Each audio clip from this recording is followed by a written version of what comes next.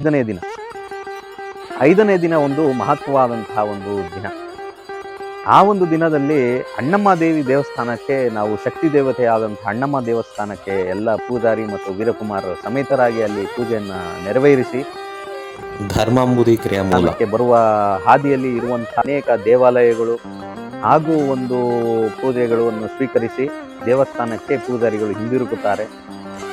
ಅಂದು ರಾತ್ರಿ ಮಹಿಳೆಯರಿಗೆ ತುಂಬ ವಿಶೇಷವಾದಂತಹ ದಿನ.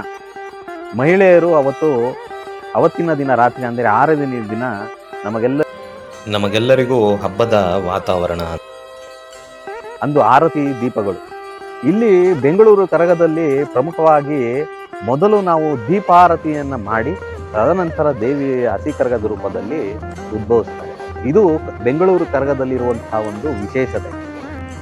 ಅಂದು ರಾತ್ರಿ ಮಹಿಳೆಯರೆಲ್ಲರೂ ಸುಂದರವಾದಂತಹ ದೀಪಗಳನ್ನು ಅಲಂಕರಿಸಿ ಇಡೀ ಒಂದು ದಿಕ್ಕು 4 ದಿಕ್ಕುಗಳು ಏನಿದೆ ಎಲ್ಲೆಲ್ಲಿ ಕರಗ ಸಂಚಾರ ಮಾಡ್ತಾರೆ ಅಲ್ಲೆಲ್ಲ ದೇವತೆಗಳನ್ನು ಆಹ್ವಾನ ಮಾಡಿ ಪೇಟೆಯಲ್ಲಿ ಮೆರವಣಿಗೆ ಮಾಡಿ ಬೆಳಗ್ಗೆ ಬಂದು ನಮ್ಮ ಶಕ್ತಿ ದೇವತೆಯಾದಂಥ ಆದಿಶಕ್ತಿಗೆ ಅದನ್ನು ಬೆಳಗಿಸಿ ತದನಂತರ ಮುತ್ಯಾಲಮ್ಮ ದೇವಿಗೂ ಸಹ ಅದನ್ನು ಬೆಳಗಿಸಿ ಮಹಿಳೆಯರು ಹಿಂದಿರುಗುತ್ತಾರೆ.